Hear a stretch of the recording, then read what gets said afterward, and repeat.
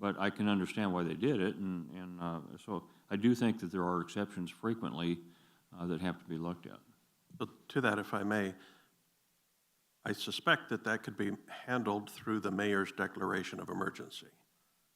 So that if we're in an emergency situation, whether it's COVID or a flood or a tornado or whatever, feast or famine, that in a mayor's declaration of emergency, that issue could be dealt with. Mayor? Go ahead. I just wanted to follow up on a question you had asked regarding, why are we looking at these, or, what's the background? Again, part of the reason for this background is because of the recommendations the Code Committee made in other areas regarding parking. And during that discussion, there were regulations that we would like to see put in place. For example, that you cannot park, which we talked about today, a RV vehicle on a street for more than 48 hours. But sometimes there's an exception to that when somebody needs to come in and it takes them a couple of days or maybe 3 days to get it prepared to going on a trip. And so we're trying to be considerate of the residents. They're recognizing that when we put into play a regulation, which we haven't even discussed yet, the regulations, why these are necessary, that there are exceptions where we need to be a little more lenient in some cases. The example of loading, unloading, and then it includes repair. Because we've talked about in our code committee about, what do we allow a person to do as far as repairing their vehicle? And what we're trying to avoid is having a business running out of their garage doing car work. We're not trying to prevent a person from doing some minor repairs to their car. And so we need to have some exceptions in there to allow that if we say that you can't do repairs out of your garage, but we need to have exceptions. So to answer in part your question, why do we need these exceptions? It's because of the codes that yet we have not even discussed yet what they're going to be in full as to why, and the attorney is trying to bring these ahead of us so we can address them before we get into the code, I believe. Mayor and Vice Mayor, that's correct. And to your point, the intent of this was, and a good example to use is to understand what to see these concepts and what is it the council, how do they feel about that? Because, for example, preventing car work, that's great. If you want to prevent car work, that it's a business, let staff know that. We'll come back with a suggestion. The challenge has been, is I've now been handed a bunch of regulations that may not align, and I'm trying to get clarity on those. So that's why I'm kind of here is high level, temporary occupancy. I will tell you, it occurs in the city. It occurs on a regular basis. There are a lot of people that don't like it. The question becomes, and I think I've gotten candidly a consensus that, yeah, we'll look at it, but we need to make sure we have parameters on it. And if that's the case, then I can go work with code, work with Lisa Collins, and we can come back in with a proposal that will workshop, and then you'll provide it to the public, and then we'll move forward with it. It's just, it helps me. It would be presumptuous of me to show up with a code that says, here you go, because I'm going to upset the committee, because some things I don't think probably need to be in there. I'm going to upset some of you, because I'll probably put stuff in there that you don't want in there. So I'm just trying to get a high-level element of it. So noting that, the feedback has been good. I appreciate, I can sense some frustration on part of you, but I need that direction, and the higher level of it, the better. The specifics, that doesn't help, because there's an element of that's really the enforcer's job. And so Rick. Mayor, members of council, Michael, thank you. May I take over the presentation for just a second? Go for it. Well, if you'll hold on, Councilmember Tomachow's been trying to speak. Thank you, Mayor. Of course. I thought you forgot about me. I just wanted to point out one thing that should be, I would think, considered in the temporary occupancy discussion and I guess further research is that it would have to be, I would hope anyway, that these would not be Airbnbs, rentals, because people also do that sort of thing, that when there's, we have a Super Bowl coming in not too far away, other mega events where people use those as opportunity to generate revenue. So I would think, that I would hope anyways that there's some consideration. I don't know how you prove that, but at least take a look at a way where this would have to be, you know, somebody related or something like that, where they can't just, you know, let somebody stay in their RV so they can make, you know, a few $1,000s over the Super Bowl. Thank you. Okay. Thank you. From an enforcement perspective, the struggle that we have, I'll try to keep it very simple. The city code is enforced as it's written. So as the city code is written, code enforcement goes out and enforces with reasonableness.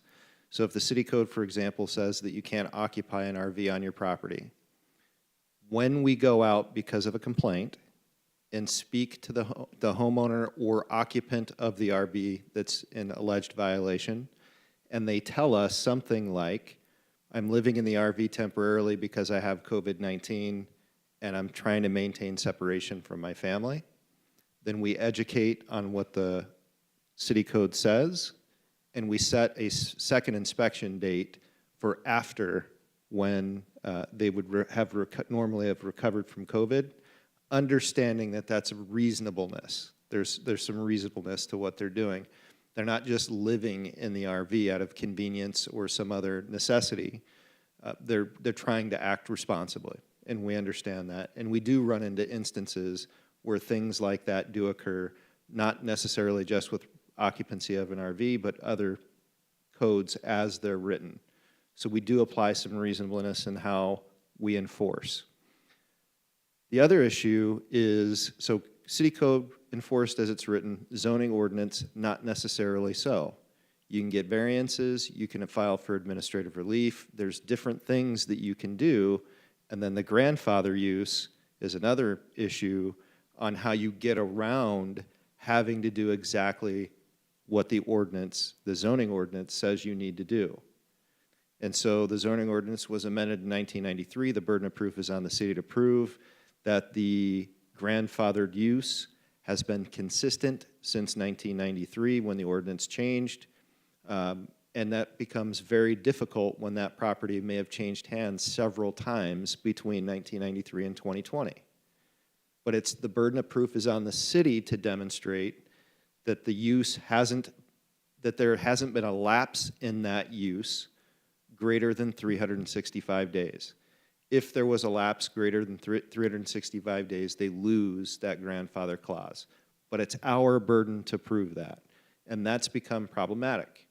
And so the question today is, what components of parking and inoperable vehicle and storage belong in the city code to be enforced as written, and what components belong in the zoning ordinance where people can file for administrative relief or go in front of the Board of Adjustments for a zoning question. And the four components that Mr. Bailey's brought forward currently exist in the zoning ordinance. So these are issues that somebody could file administrative relief or seek a variance from a Board of Adjustments, if that's applicable to the question. What I think Mr. Bailey and Mr. Bowling and I need to understand going forward to do this work, what does this council want enforced as written, and what does this council want people to be able to seek relief and variances for?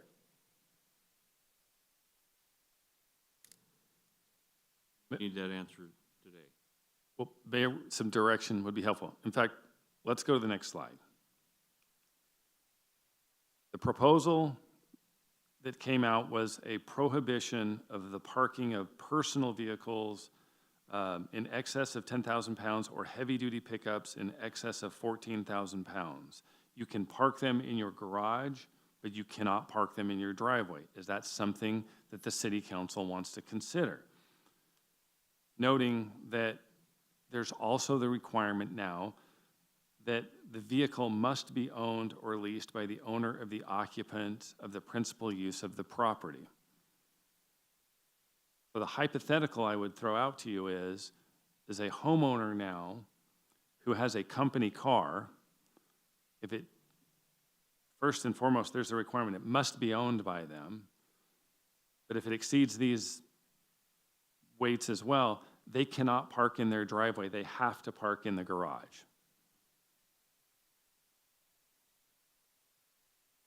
So that's where we need clarity, because when Mr. St. John says, if we're going to enforce this, when we see a vehicle out there and we see that it's a company vehicle, we will cite them for parking in their own driveway.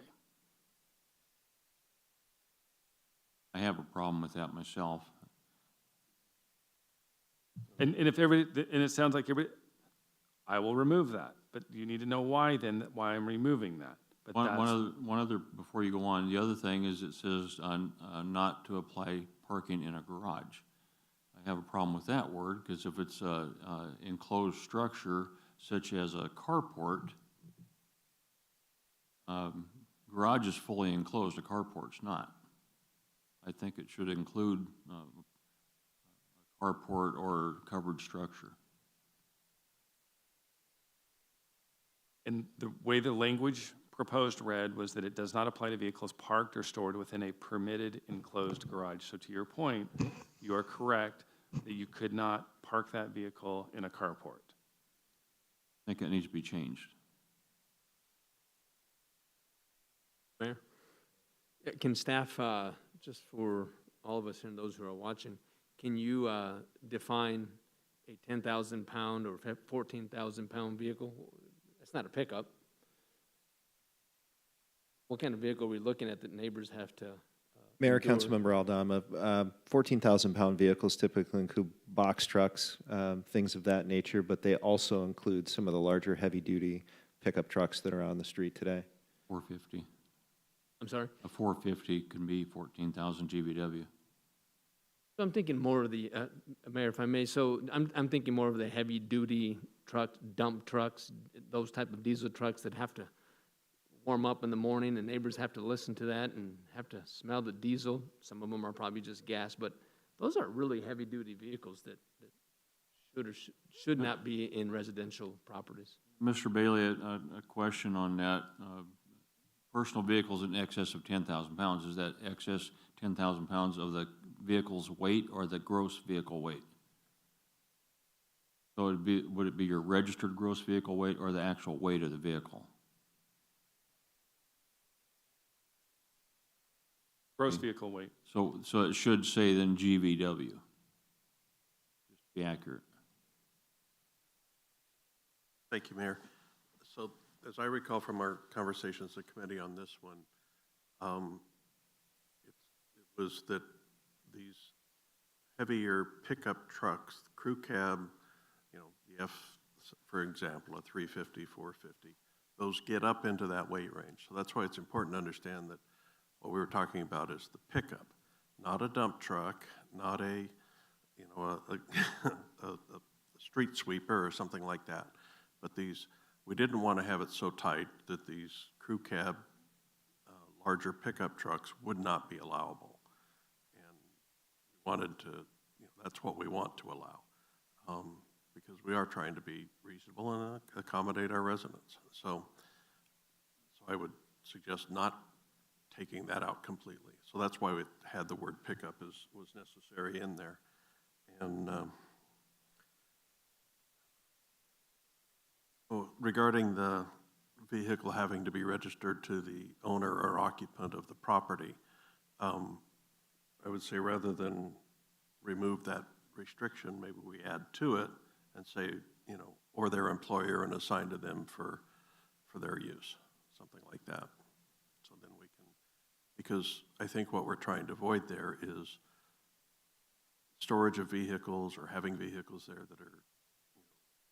that don't really relate to the people who are actually living in the house. And, but certainly a company car, I don't think that came up in our conversation. So having a company car, wouldn't, I don't think, be objectionable to the committee, provided that it met the other restrictions. Thank you. I think there's a distinction to be made. I think most people don't have a problem if your neighbor works for a company and he's assigned a pickup truck, so he brings it home and parks it in the driveway, every evening, and then in the morning, he gets up and goes to work and takes the pickup. I think where it becomes a problem is there are people who have businesses, home businesses, or they appear to be home businesses. I know of one that's an air conditioning business, and every evening, a half a dozen to a dozen trucks are parked on this property. Trucks and vans. Excuse me. And then in the morning, the employees arrive, park their cars on the property, and take all the company vehicles. And I think that is an egregious situation that has to be dealt with. So when I look at this, I think that's what we're looking at, is if your neighbor is working and has a company vehicle, they can't park it in the garage, but it's only there in the evening hours, that appears to be okay with most people. I think it's when it's abused, and you have several company vehicles parked at one property, that raises an issue with a lot of neighbors. So I would just throw that into your thinking. Thank you. And Mayor and Council, I'll move, which is similar to commercial vehicles, and currently our code provides that no person shall park or permit to be parked any vehicle, so on and so forth, unless it's customary and incidental to the principal use of the property. So what you've described is technically already in violation of our city code. So that's the unique element when and I think I've gotten enough feedback with regards to the owned or leased by the occupant in that regard. Actually, one clarification on the personal vehicles is that personal machinery that may be used to maintain property, provided they are placed in a rear yard, again, that may exceed the gross vehicle weight, but that is allowable to be parked. I just want to make sure everybody's aware of that. Noting that it doesn't apply to personal machinery such as skid steer loaders, backhoes, or agricultural equipment that may be used to maintain property or are commonly associated with permitted uses in SR 17, SR 30, rural residential 45, and rural residential 90, provided they are placed in a rear yard and screened from public view. So that still would be allowable in that regard. Recreational vehicle trailer, again, the unique element of it, must be owned by the owner occupant, parked or stored in a garage or on a dust-proof surface. One unique element of this is when we were talking about properties that are larger, maybe acre properties, multiple acre properties, who have rented their property for people to park their trailers, we are now prohibiting that. So that's arguably, again, that's in zoning. That could be a compensable taking issue because we are now not allowing people who have allowed others to park their trailer there, that they can no longer do it. So we'll be trying to address that. On this recreational vehicle that you're talking about, the third one down, again says garage, so I'd like that verbiage the same as carport or covered parking. And then somewhere in here, I don't remember where I've seen it, has to be behind a 6-foot tall wall, fence, or gate, or landscaping, except for lots of rural residential. So I guess that sort of answers that question. It could be visible, but what if it's visible 300 feet back? Is that the rule? Is that the exception? Mayor, I'm not sure if the vehicle. In other words, if it's an RV that's 13 feet high and it's visible from the street, but it's 300 feet back, is that a problem, or is it because it's rural acreage property that's not an issue? Mayor and Council, rural residential, I don't think that'd be a problem in rural residential. Because as Joyce and myself, we both have acre properties, so I'm trying to protect all the people that have, large properties that for years have had RVs, and then all of a sudden we're getting ready to change this. I just don't want them getting getting caught. Nope, I understand that. One element I want to bring to your attention is that it speaks now to that if you are going to park a recreational vehicle in your backyard, it can no longer be longer than 40 feet in length unless you put it in a garage. So 40 feet in length, 8.5 feet width, and 12 feet in height must be in a garage. So individuals who currently have the right to park a trailer greater than 40 feet will now no longer be able to park it in their backyard. I'm assuming that's something that the council will understand, that when I remove that, they'll understand why. Okay, I don't understand. You have a building that's 50 feet and it's underneath the carport, and the building's bigger than the trailer. Why would we limit the trailer size if the building itself is longer? Mayor, the concern is that it assumes that a homeowner has a trailer uncovered, located, stored in their backyard beyond a 6-foot fence. Let's say hypothetically it's 45 feet.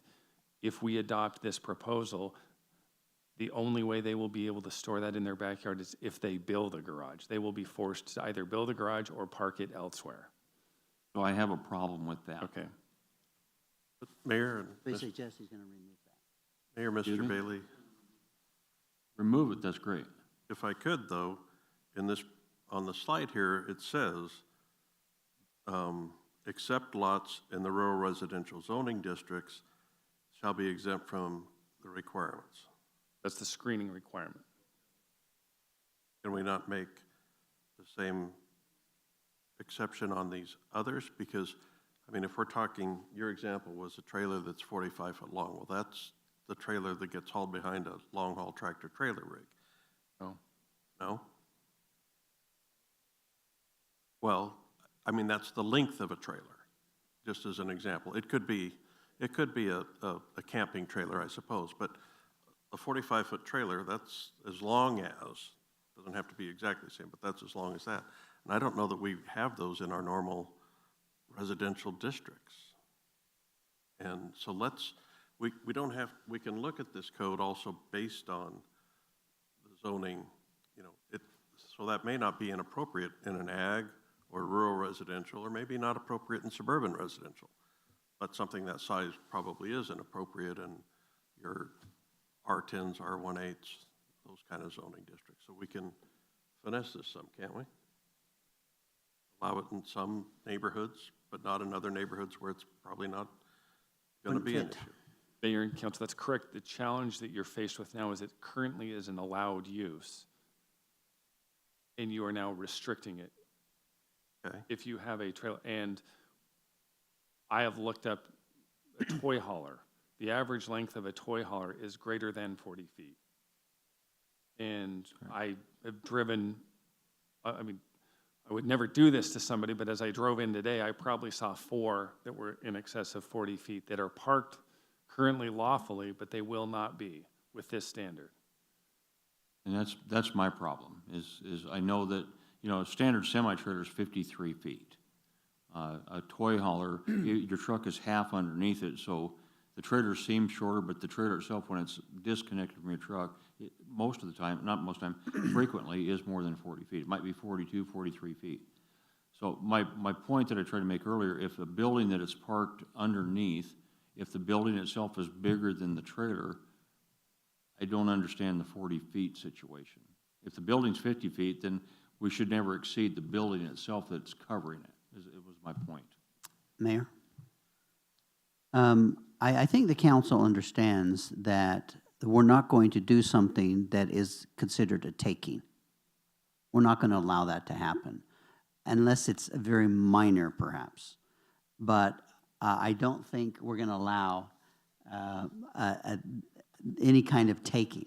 So my recommendation to our attorney is to go through this and tell us what represents a taking, and that we should consider changing it, rather than us sit here and debating whether or not we're going to move forward on this.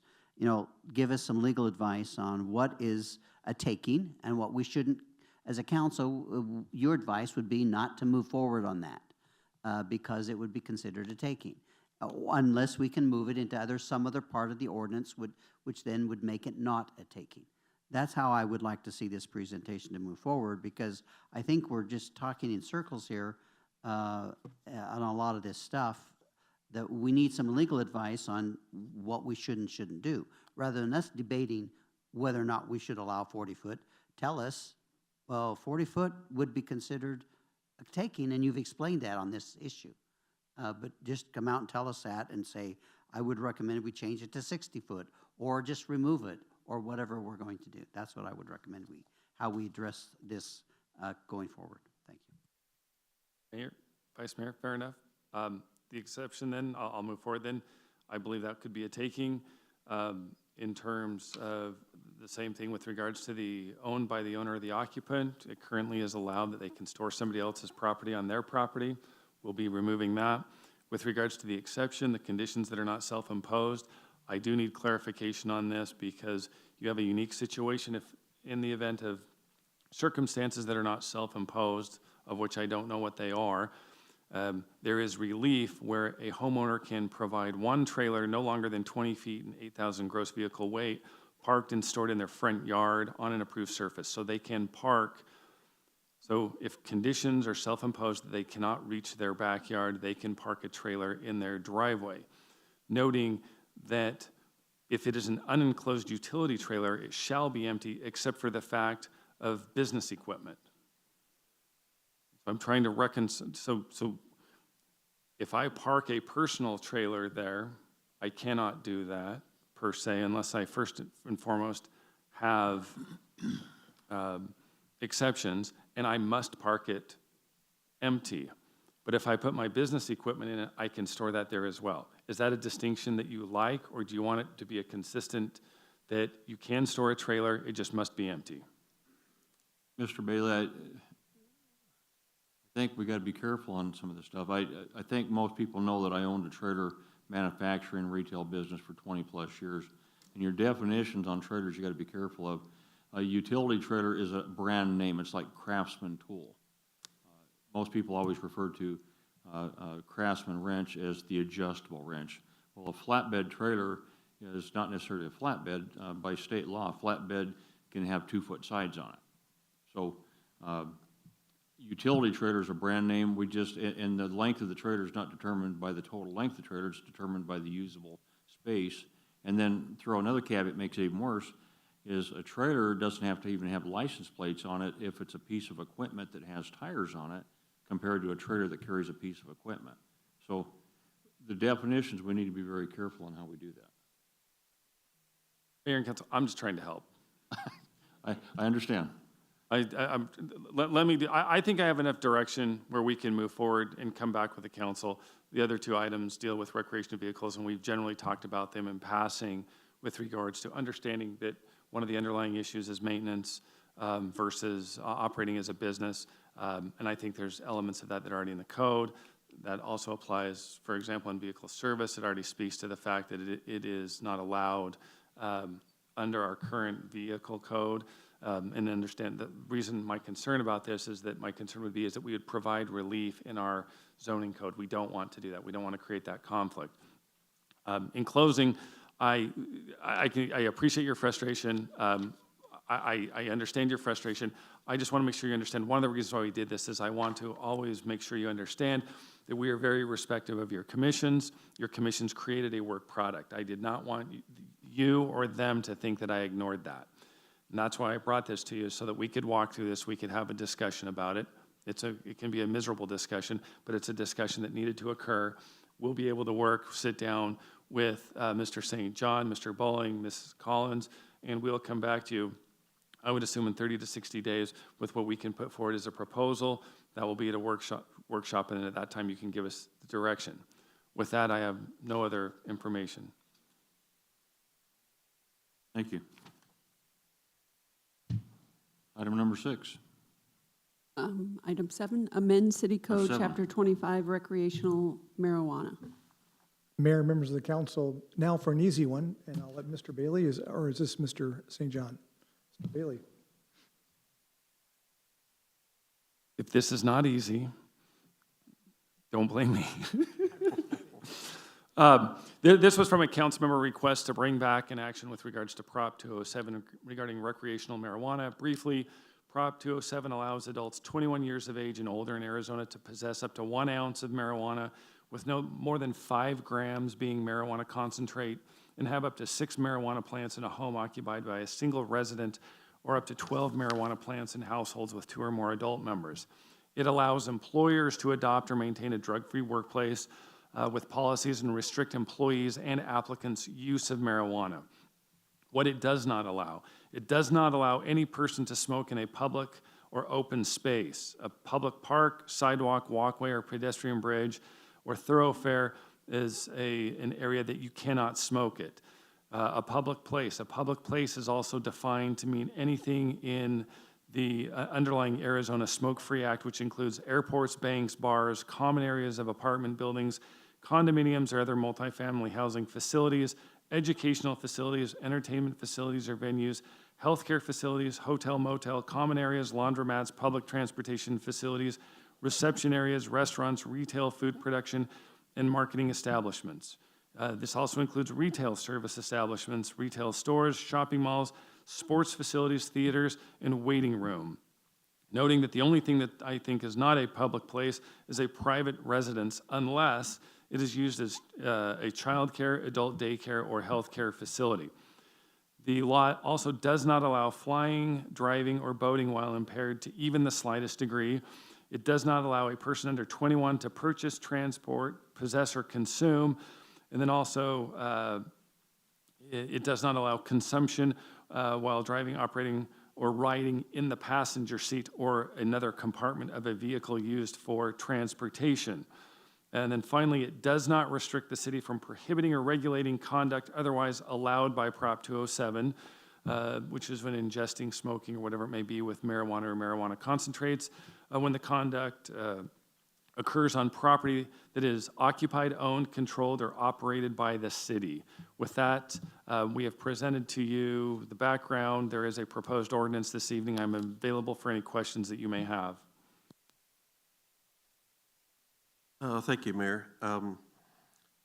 First, a question. When does the recreational marijuana law go into effect?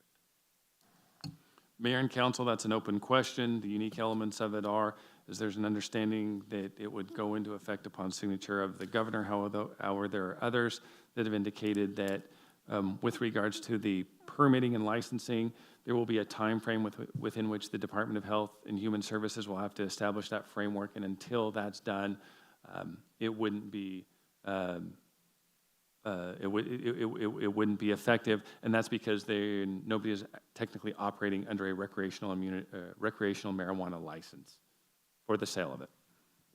Mr. Bailey, just to clarify a couple things on that. So on the plants itself could be legal at this point, but as far as purchasing, that was what you were referring to, is that correct? Mayor and council, I believe the statutory framework within which this ordinance provides is what I'm referencing, noting that we are still operating under a medical marijuana type situation where there are card holders and there are licensed dispensaries. So there's an element of it that we're waiting to see with regards to how DHSS is going to do the licensing and regulating and permitting, very similar to medical marijuana. Right. And the information is constantly changing, so it may have changed while we were speaking. Well, right, and I had a conversation that Mr. Turner asked about, and I was told that it sounds as though it's going to be in different phases. The homegrown marijuana from seeds, they look at that as, what I was told is that that's probably going to be just fine. Probably aren't going to have people citing for possession under the 1 ounce because they don't believe that there will be any prosecution on it. I believe a lot of agencies have said that, but again, you can't legally buy it unless you got the the medical marijuana. That was my understanding. One element of that, Mayor and Council, is that most of the criminal activity associated with marijuana now has become a petty crime, which means that it will be coming to city court, not to county, or not to Superior Court, but it will be coming to city courts. Mr. Turner, do you have any more questions? Yes, I was not finished yet. So to my question of when it goes into effect, it sounds like parts of it may go into effect at different times. That upon the signature of the governor, which would be sometime in the next few weeks, the simple possession of marijuana and those sorts of things recreationally within the limits may be legal at that time. But as far as the commercial side of it, where it requires the licensing and everything else, that may take time for the rules to be written and all of that. But what our proposed ordinance here is about is more the recreational possession and use, not the selling of it, right? So that's what we're looking at. So I'm trying to, so I have some consternation, not that I'm overly opposed to anything in here. In fact, I don't know that I am much opposed to any of it. It's just the timing of it. We're in a situation where we're bringing this out to the public for the first time today, having a conversation about it, and then we're thinking about voting it into law tonight.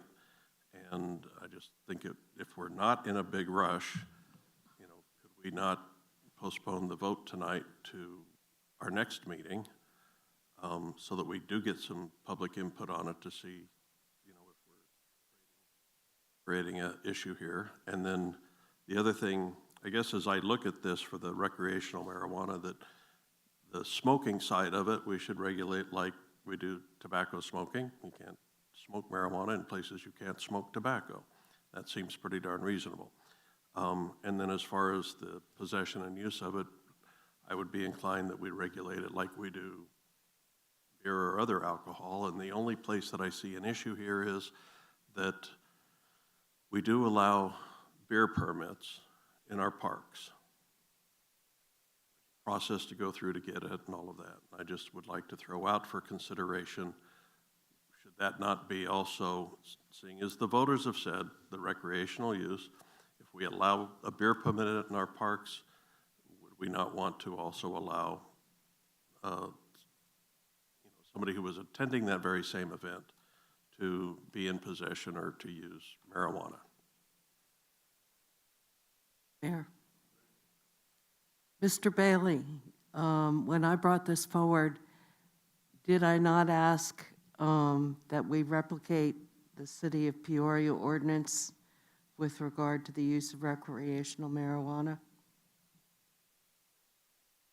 Bailey? Mayor and Councilmember, yes, to the extent it dealt with the regulation outside of land use and zoning. You spoke to the fact that the land use and zoning will be handled differently and with the planning and zoning department. Exactly. Has the City of Glendale already, has the City of Peoria already passed their ordinance? It is my understanding that they passed it 2 weeks ago. Exactly. Did they give a rationale for why they acted so quickly? Mayor and Council, I'd love to tell you that, but I was actually here with you that evening. Okay. It's my understanding that with the uncertainty, I mean, even if we pass this ordinance tonight, how long will it be before it takes effect in the City of Glendale? The ordinance that has been proposed is not an emergency, so it will be effective 30 days from passage this evening. Exactly. So even if we were to pass it tonight on November 24th, it could not take effect until December 24th, more or less a Christmas present for everyone. But the point is that the City of Peoria wanted to have something in place prior to the state's ordinance going into effect so that they would be prepared.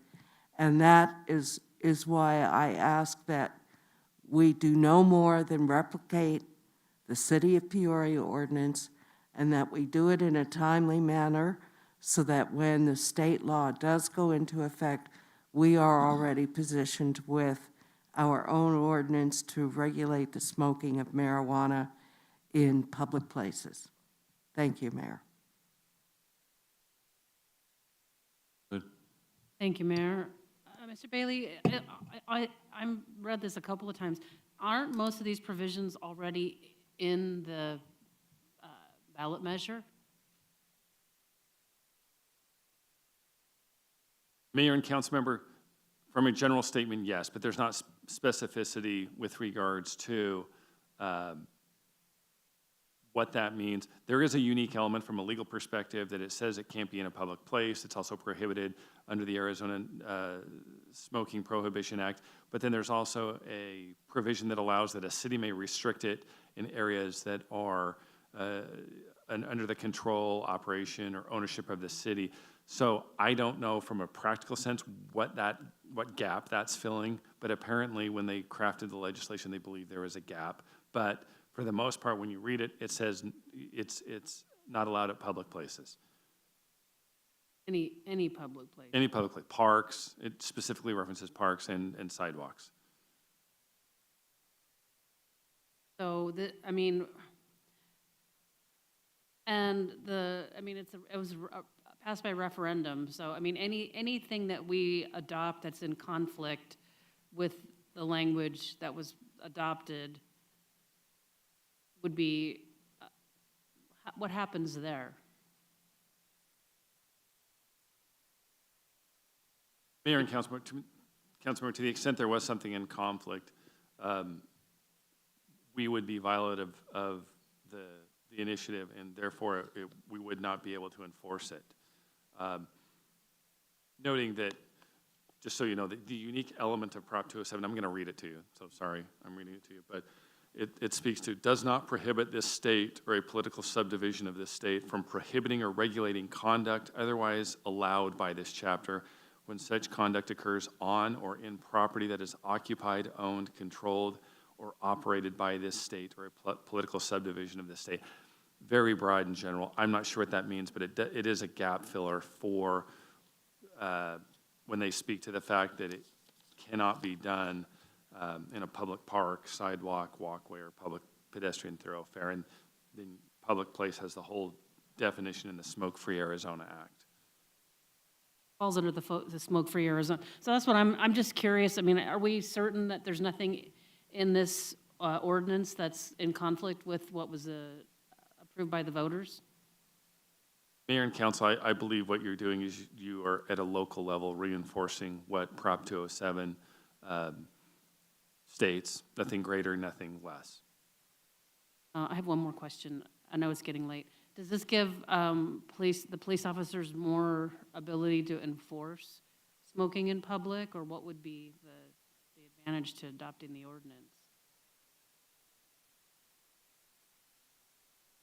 Mayor and Council, I think that's a question for the council. From an enforcement perspective, all of the criminal elements have been made petty offenses, and so they really this initiative really minimizes any sort of criminality.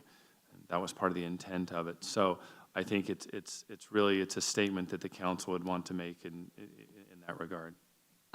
Thank you. I do have one more question. I'm sorry. This only relates to the smoking of marijuana. What about the consumption of edibles and things like that?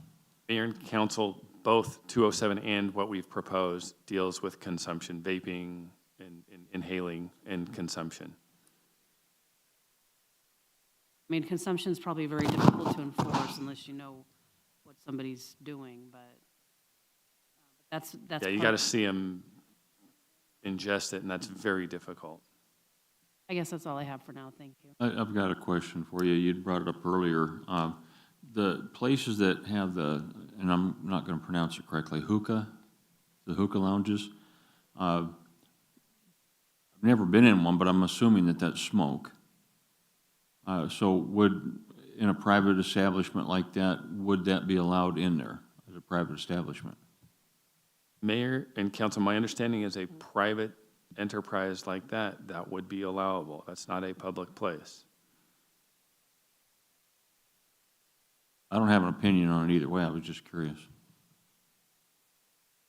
Mayor and Council, understand that the purpose of this is for individual consumption. I'll have to take a look. Let me take a look and just make sure in that regard, because I don't know if it speaks to communal gatherings.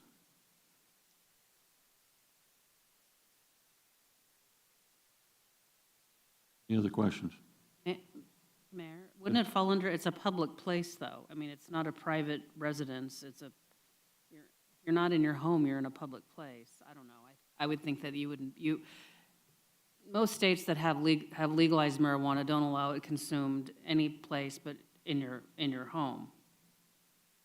Mayor and council, that's my understanding. However, I'm aware of places that will have private clubs that it's just that it's a private club where that Well, can occur. a club's different than a retail establishment. A hookah's considered a retail establishment, isn't it? A hookah lounge?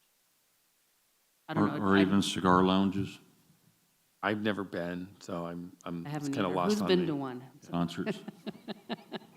Mayor? Oh, wait, they've been doing it for years. Go ahead. I think under the provisions where it says that will be exempt from bars, pool or billiard rooms and bowling centers, and it goes down to say,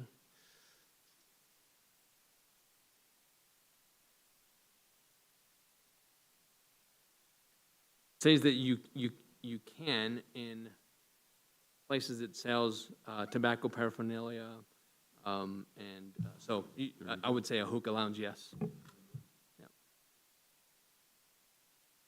Okay.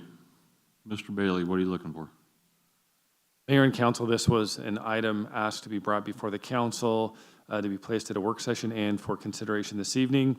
We've done both at your direction, and so I need no direction, but if you want to act on this evening, it has been noticed per the direction. Mayor, question for staff. So let's just hypothetically say this passes tonight, and then the law goes into effect. The city manager will most likely task his staff with new signage that speaks to all of this and marijuana, not just tobacco. How will that come about? Anybody can answer that. Signage. Mayor and council, with regard to signage, I think it's fairly well known that this follows under the Arizona Smoke-Free Act. So you'll see that when you speak to smoking, Covers it all? it applies. Okay, thank you. Do we need a consensus to move this forward, or is that what you're looking for? Again, Mayor and council, receive and file, and it's available for your consideration tonight. Is there a consensus to move this forward for tonight vote?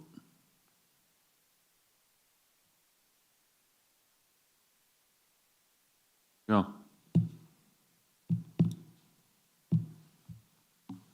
Okay. City manager's report. Mayor, members of the council, I have three quick items. As you recall, we had notified the council of our intent to refinance some of our water and sewer bonds, and we did that on Tuesday, November 17th, a week ago today. And the staff did a great job of timing the issuance, and the city refunded approximately $25.685 million in bonds at a net interest cost of 1.077%. This has resulted in a savings of $6.9 million and a net present savings of $6.5 million. So this is actually a very outstanding. What was also interesting, we always track who invests and who buys in our bonds.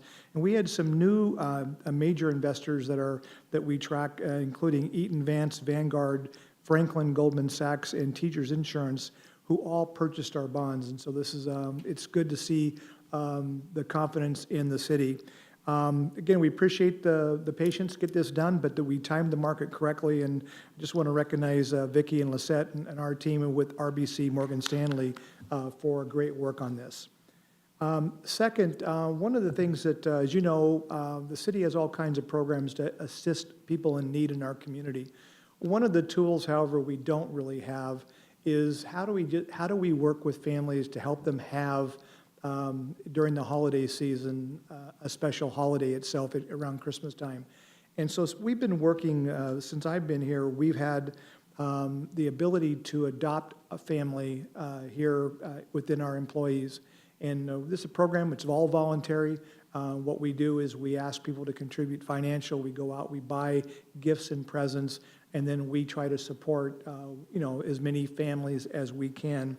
And this year, through the generosity of our employees, We're going to sponsor over 40 families for Christmas this year. This is not something we send a press release out on to pat ourselves on the back. This really just comes out of the kind of the core value of our employees who care about our community. And so I just want to recognize all of our employees who have contributed, even during a time when a lot of uncertainty in the economy. This will be a significant amount of families that we'll be able to take care of. The final item, just a quick update. Progress is really moving forward on the sign building. And in the updated information I received from Assistant City Manager Friedline today is that we still expect to have the sign building completed, substantial completion by the end of December, which is our goal. And we expect to start moving in some of the equipment. We're still waiting for FF&E to show up, and that'll probably happen in the early part of January. But we are on schedule with that. If you'd like to go over and see that prior to our opening, we can coordinate that with you. But otherwise, that that project is moving along just fine. Mr. Mayor, that concludes my report. Thank you. City Attorney's report? Yeah, briefly. Just want to actually say thank you to Michael, Michelle, Jack, and Kevin. With regard to the sign building, it's great. We went over there and we had a tour with the prosecutor's office. They're thrilled. Thank you, council, for your support on that. It has been an enormous boost to that office, and we're looking forward to move over there. So thank you. Appreciate it. Council item special interest. Next on the agenda is just that. Each member has the opportunity to indicate topics that they'd like to have discussed by this council at a future workshop. Earl Dama. Thank you, Mayor. I do have two. First one is I've been receiving a significant amount of requests and concerns with regard to restrooms in Murphy Park, not to be misconstrued with restrooms for the lighting nights, but for Murphy Park themselves. Can staff please return to the council so we can share with our business constituents, are the restrooms going to be reopened? If so, what are those details? And consider that we are in a pandemic and how will we clean them? If we're not, why? And some details. I for one, am having to answer that, and I don't have answers for them, so if we can get that back, please. Second, I've been approached by a group of individuals and the vice president of Saluting Arizona Veterans. They're a 501c not-for-profit group. They are wanting to erect a memorial that recognizes veterans. I'd like for that to come back to a workshop for discussion. However, I'd like to have that group and myself meet with staff so that they can bring all of the details so that the council can consider it with all the information. And so I have a significant amount of details, but I will provide that to staff during the scope of work. Thank you, Mayor. Councilmember Clark. Nothing at this time, Mayor. Councilmember Tomczak. Nothing today, Mayor. Thank you. Councilmember Turner. Yes, Mayor, one item. It's my understanding that under the governor's emergency order regarding COVID coronavirus, that gatherings of over 50 people are either prohibited, unless a city or county grants an exception to that. So I think that sometimes we have prohibited that at the city level. I've had people ask me regarding this last weekend with the big softball and perhaps other sporting events, but I think in Glendale it was a big softball tournament that brought people from, it wasn't just a gathering of Glendale people, but from outside our community, brought a large number of people in. The newspaper or the TV news said that it was approved by the city of Glendale. So, and that's done, that's in the past. I would just like to know what are the parameters? How do we make that decision? Is there a formal application process? Who makes it? What are the criteria upon which it's made? And then when we do grant those kinds of things, I would like, I think, for the council to know that that's happening so we're not caught off guard if it hits the newspaper. Thank you. Nothing today, Mayor. Nothing for me. So, motion to go into executive session. Do I have such an animal? So moved. I have a motion and a second to go into executive. Any discussion on the motion? Hearing none, all in favor, vote aye. Any opposed, vote nay. You guys have it, you have it. Council is recessed.